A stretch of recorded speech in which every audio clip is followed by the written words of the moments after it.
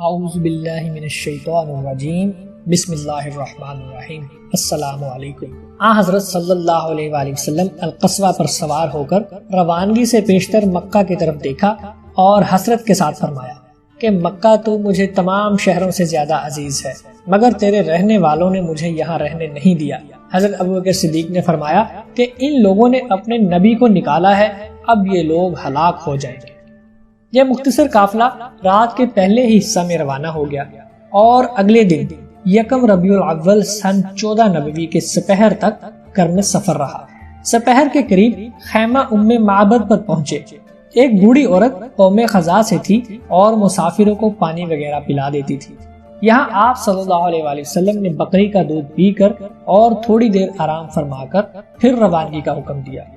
یہاں سے تھوڑی دور چلے ہوں گے کہ پیچھے سے سراقہ بن مالک آپ صلی اللہ علیہ وآلہ وسلم کا تعاقب کرتا ہوا آ پہنچا۔ سراقہ بن مالک مکہ میں ایک مشہور اور بہادر جنگجو شخص تھا۔ سراقہ کا واقعہ اس طرح ہے کہ سراقہ چند شخصوں کے ساتھ مکہ میں بیٹھا تھا۔ علل صبح کسی شخص نے اس مجمع میں آ کر کہا کہ میں نے 3 شتر سواروں کو جاتے ہوئے دیکھا ہے، وہ فلاں سمت کو جا رہے تھے، میرا خیال ہے کہ وہ محمد اور ان کے رفقا تھے۔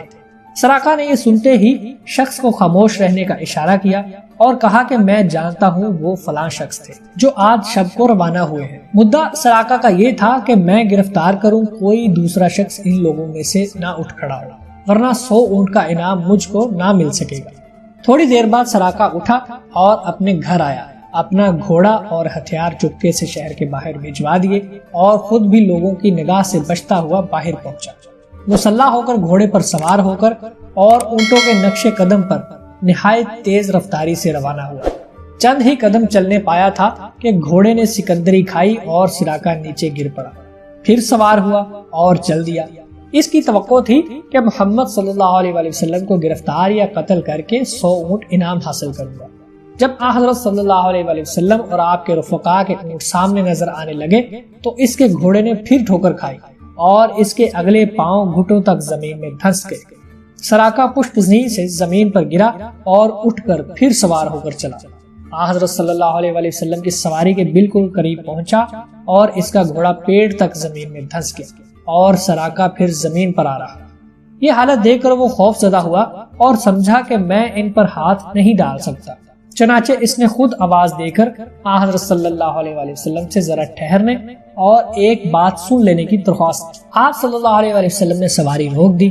سراقہ نے کہا کہ میں آپ کو گرفتار کرنے آیا تھا، لیکن اب میں واپس جانا چاہتا ہوں اور آپ سے معافی مانگتا ہوں۔ مجھ کو ایک امان نامہ لکھ دیجئے اور معاف کر دیجئے۔ میں واپسی میں دوسرے لوگوں کو بھی جو میرے پیچھے اسی غرض سے آ رہے ہوں گے واپس لے جاؤں گا۔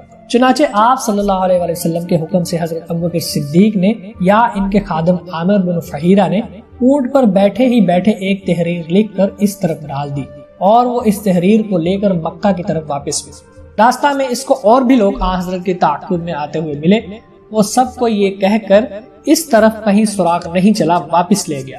سراقہ فتح مکہ کے بعد مسلمان ہو گیا۔ غار ثور یعنی نشیبی مکہ سے روانہ ہو کر عبداللہ بن عریقت آپ صلی اللہ علیہ وآلہ وسلم کو ساحل سمندر کی جانب لے کر چلا۔